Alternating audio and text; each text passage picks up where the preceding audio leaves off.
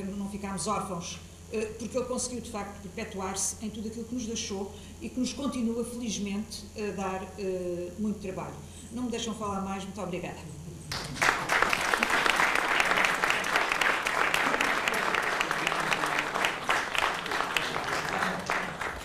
Devo, em primeiro lugar, dizer que a responsabilidade sobre o facto da professora Isabel Conselheiro não poder falar mais não é minha. Enfim, no fundo, queria agradecer, obviamente, o convite que me foi feito para ter aqui esta pequena intervenção, agradecer a toda a instituição, concretamente representada aqui na União de Freguesias, e queria em particular deixar aqui o meu agradecimento pela confiança que, evidentemente, os familiares que estão envolvidos também nesta sessão depositaram no que possa vir aqui a ser dito. Queria dizer-vos também que tudo o que eu puder ir dizendo é evidentemente algo que fica muito aquém do poeta, do prosador, do homem de letras, enfim, do tradutor, de todas as facetas gigantescas de Vasco Graça Moura, e, portanto, de algum modo é sem falsas modéstias, mas efetivamente com humildade, que eu vou falar de um dos meus poetas preferidos e de um dos meus escritores favoritos. Vasco Graça Moura disse numa das suas últimas entrevistas, na altura debatia-se o celebérrimo desacordo ortográfico que tem vindo a espetar algumas facadas eventualmente mortais ou quase mortais na língua portuguesa. Vasco Graça Moura dizia que nós temos tendência a emudecer as palavras, e a este propósito ele referia-se a uma tendência fonética. Ele dizia que as palavras da língua portuguesa, pronunciadas com a articulação e a prosódia típicas da língua portuguesa europeia, nós temos uma tendência para fazer morrer as vogais finais e algumas vogais no meio das palavras. Elas ficam surdas ou mudas. Daí que seja mais fácil, normalmente, para um estrangeiro entender o português do Brasil, porque abre mais as palavras. Essa tendência temos nós e tem algum de português africano, e essa ideia de que nós temos tendência para emudecer as palavras, essa ideia contrapunha Vasco Graça Moura a necessidade de mantermos os acentos, de mantermos as consoantes que estavam lá para abrir as vogais anteriores, na senda do que muitos linguistas também defendem, mas eu não vou discutir o acordo ortográfico, é só para vos dizer que, no fundo, esta tendência para emudecer as palavras é algo que pode ser entendido de modo literal quando falamos concretamente de fonética. As palavras têm uma música, as palavras têm um som, a língua portuguesa tem um som, e o português de Portugal, embora com variantes de norte, sul e nas ilhas, o português de Portugal tem, de facto, uma alma própria que Vasco Graça Moura soube tocar de modo absoluto. E essa consciência de que as palavras podem emudecer, até ao silêncio, é algo que persegue, eu diria, todos os poetas, e conscientemente e explicitamente alguns poetas, que sabem, como Camões sabia, que há um ponto em que o dizer das coisas pode chegar ao silêncio. A última expressão da sublimidade da poesia será uma espécie de lira dourada que fica a ressoar e já nem se ouve, mas está lá. Isto é um platonismo, é um pensamento muito especial que une muitos poetas, une uma grande linhagem de escritores, une gente que Agostina Bessa Luís gostava de referir, gosta de referir como gente que se reconhece, gente que sabe, que entende certas coisas. E este reconhecer é ter uma corda sensível, bem esticada, e exprimi-la de um modo verbal. Isto é algo que a crítica, ou até às vezes a nossa vontade de explicar as coisas, concretamente nossa professores, que é o que eu sou, nós temos esta dificuldade, nós queremos explicar, mas por outro lado há um momento em que apetece dizer, não, eu não explico mais porque o poema tem que falar sozinho. E Vasco Graça Moura tem uma música própria que efetivamente permite e obriga a que em alguns momentos eu tenha dificuldade, confesso, tenha dificuldade em dizer mais, porque acho que o poema é que diz.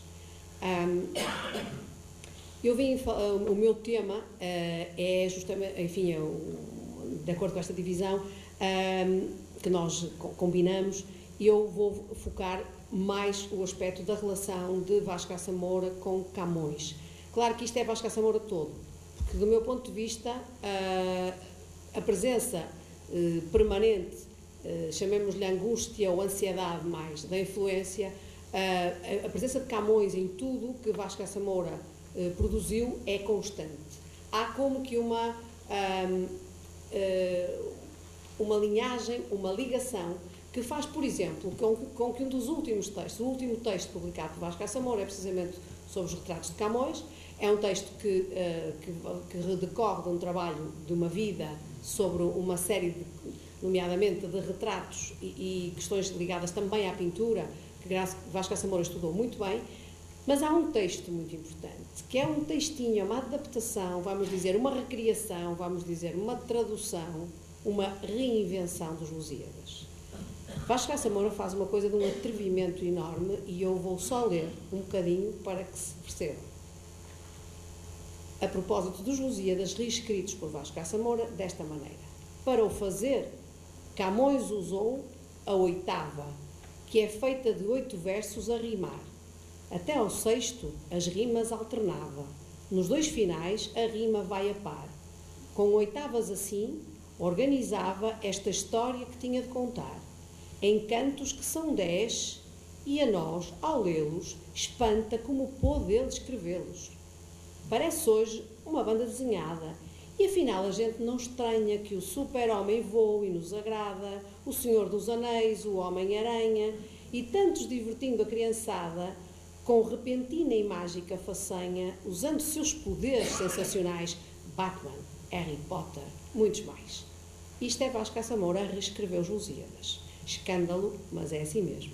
Ou seja, Vasco Graça Moura pegou no tema dos Lusíadas, pegou nos Lusíadas, fez deles um texto com sensivelmente 1/3 do tamanho que tem o texto original de Camões, a cerca de 300 estrofes, o texto de Camões terá cerca de 3 vezes isso, mais um bocadinho, exatamente no mesmo modelo. O mesmo modelo de estrofe, as mesmas rimas, a mesma lógica, as mesmas pausas, o mesmo tipo de verso, a mesma dificuldade.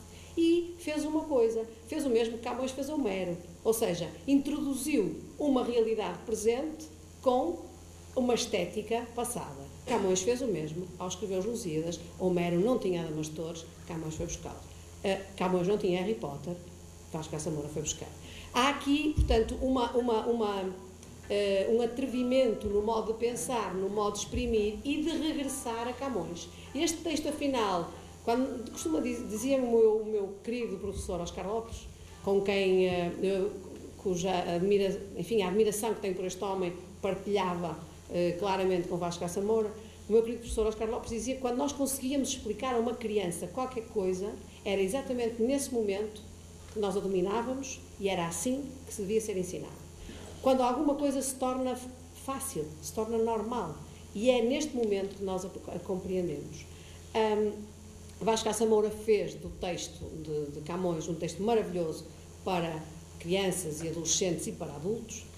Fez outra vez o que já tinha feito João de Barros, mas de um outro modo.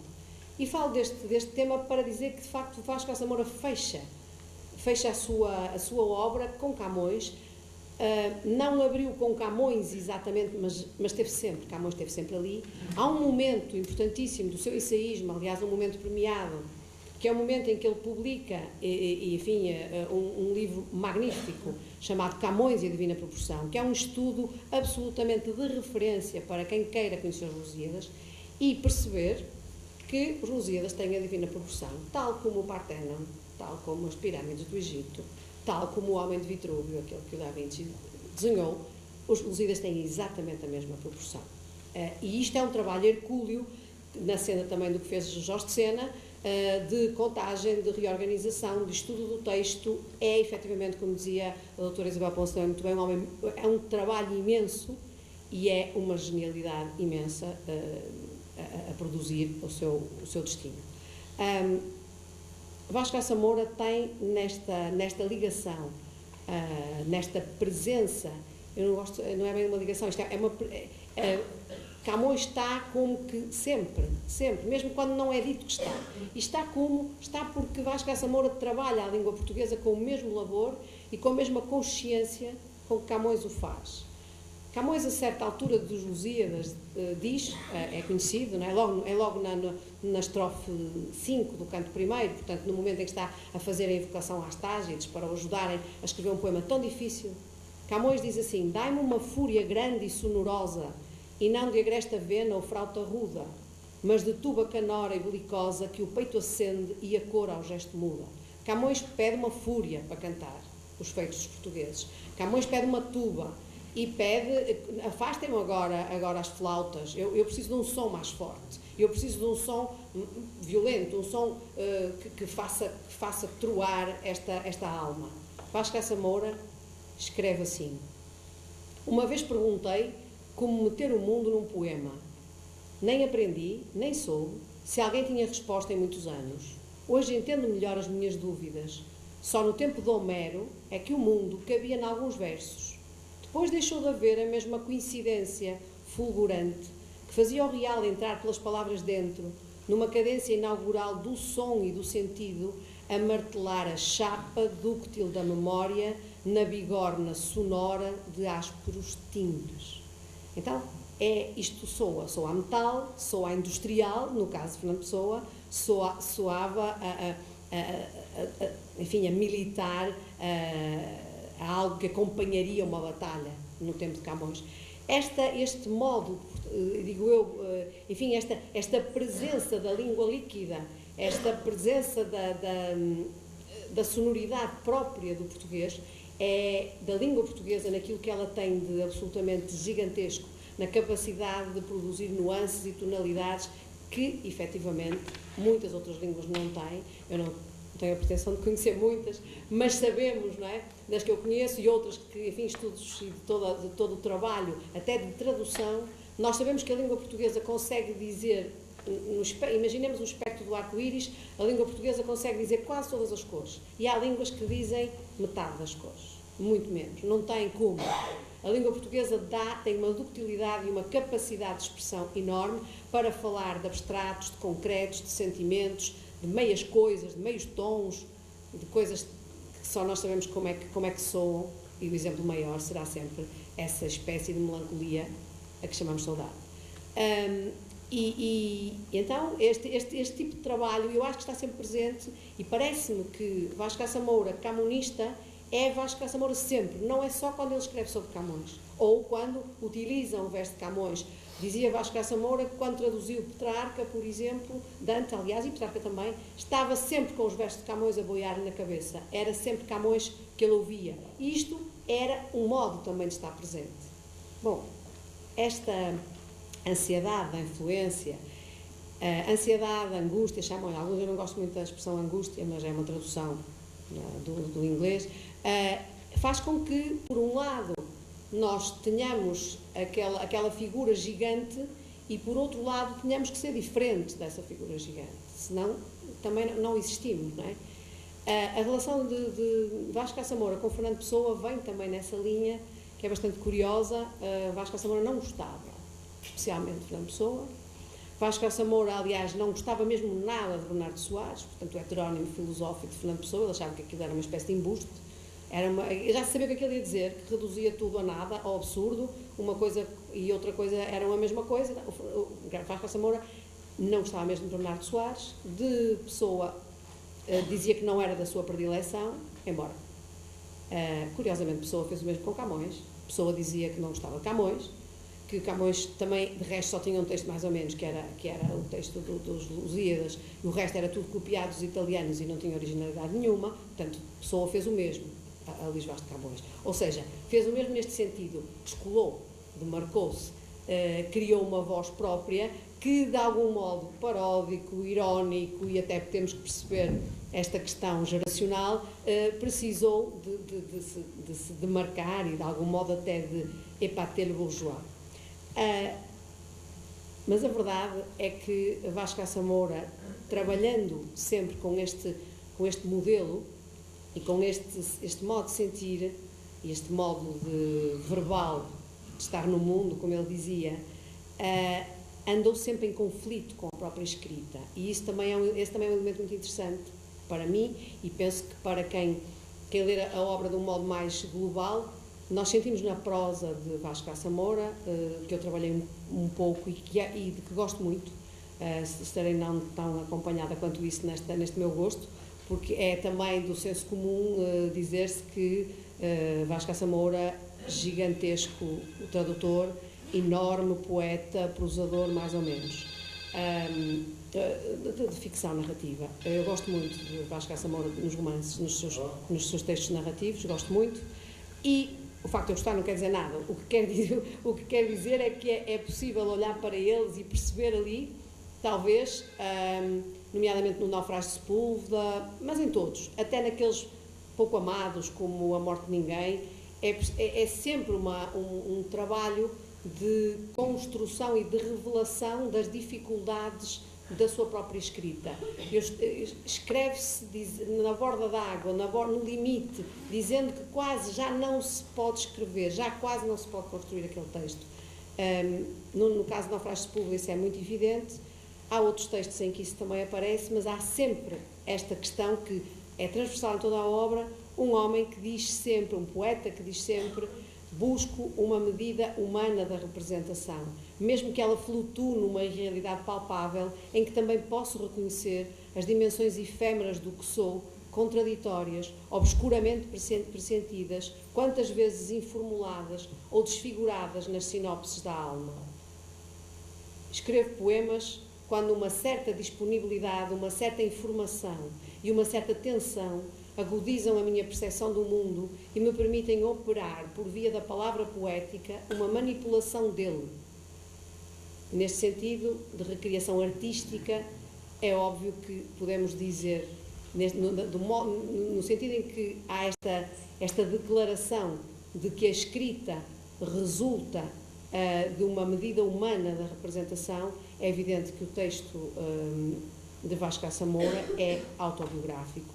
É todo autobiográfico, mas eu ia atrever-me um bocadinho mais longe para uma zona que pode ser também um pouco polémica, mas a polémica é boa, quer dizer que nesse aspecto Vasco Graça Moura é tão só, igual a todos os outros. Não há nenhum texto que não seja autobiográfico, todos são, mais ou menos confessadamente, e todos são não testemunhais, porque na verdade as suas facetas custa ver esta separação que permite por vezes dizer: eu gosto deste e não gosto daquele, gosto desta parte. É evidente que eu posso gostar de um texto e gostar menos do outro, mas o poeta que nós temos, o intelectual que temos, a figura que tanto fez pela cultura portuguesa, em todos os patamares em que foi possível trabalhar, é um homem inteiro que tem que ser reconhecido em todas as suas facetas, incluindo aquela que às vezes as pessoas facilmente recusam, porque há por vezes um bocadinho desconfortável,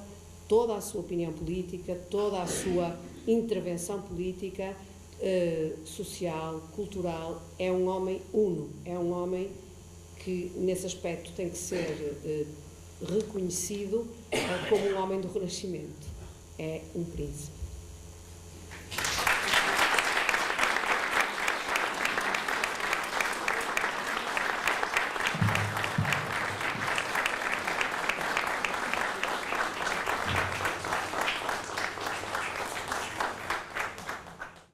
Excelentíssimo Sr. Presidente da União das Freguesias de Aldoar, Foz de Douro e Montijo, Dr. Nuno Ortigão, Excelentíssima Comissão Organizadora deste evento, Dra. Maria Lacerda, Caro Francisco Mosquita Guimarães, Excelentíssimas Senhoras Professoras, Dra. Dália Dias e Isabel Cancelião, Excelentíssimo Sr. Professor José Valdo Figueiredo, Minhas Senhoras e Meus Senhores. Antes de mais, permitam-me uma breve explicação sobre a fotografia que foi escolhida para ilustrar o meu testemunho. Ela ainda não está, mas brevemente aparecerá. Foi a última fotografia que tirámos juntos e aconteceu no dia 24 de dezembro de 2013, no último Natal que o Vasco passou connosco.